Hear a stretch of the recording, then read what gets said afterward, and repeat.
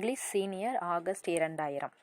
Mr. Deputy Speaker Sir, I am grateful to you that you have come to a stage when we come wind up the debate. I am very thankful to the honorable members for the very lively discussion that has taken place for so many days. If I am right too, I think this is the first time that the foreign affairs debate has aroused so much attention.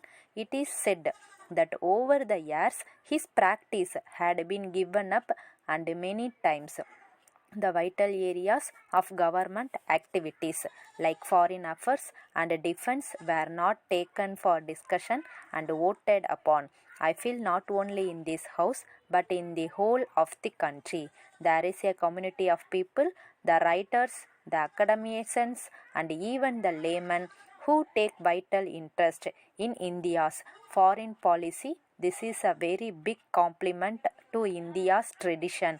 I can only assure you that it will be my endeavor so long as I had this charge to try to enliven the debate. I will be very keen always not only to discuss here in the house but also with those who are experts outside to benefit from their views, outlooks and studies. In India, we have a heritage of foreign policy that represents the best of our culture. It also represents the views and the efforts of the master builders who built independent India. That is how our foreign policy was shaped.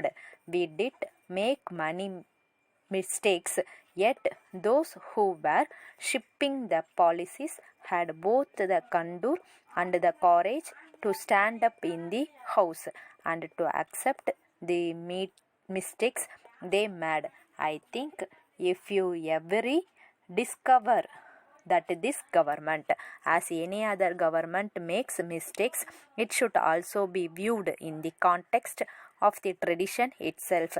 After all, policies are made by human beings. Therefore, policies are and perceptions sometimes can go wrong.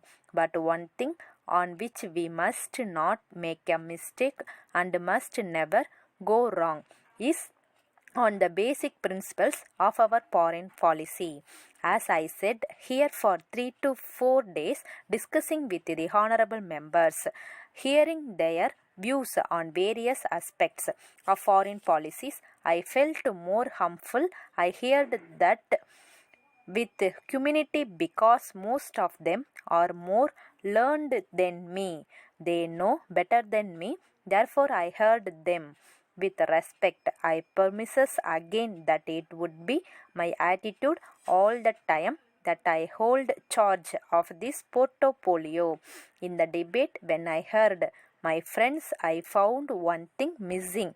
That was the perception of change that has taken place all over the world.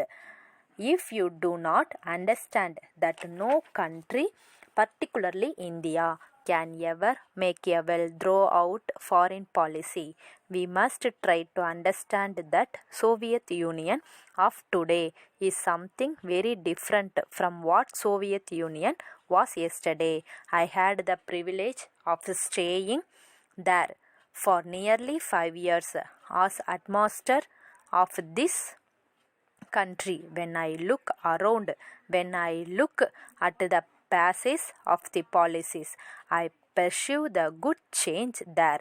This tremendous change should be and should have been the subject of debate here. There may not be a consensus on that. When learned members are sitting here, I was hoping that we would try to spell out and try to share with each other as to how we understand the change. That would be more helpful. So it will be our endeavor, as I said just now, to pursue a policy that is both sensible and sensitive and also serves the national interests. Thank you very much.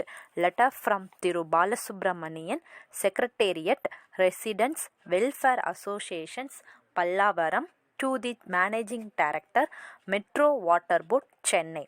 Sir, I understand that Metro Water Board have plans to supply drinking water through Krishna Water Scheme to Kannan Nagar area, which is just half a kilometer from Pallavaram.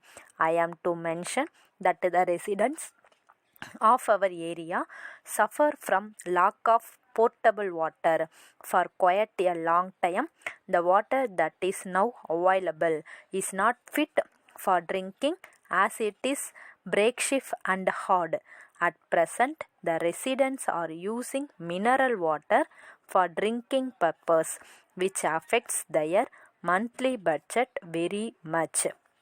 This facility cannot be availed by people belonging to economically weaker sections because they may not be able to spare money to spend for this purpose. Hence, I would like to request you kindly to extend the Krishna Water Scheme to our area also.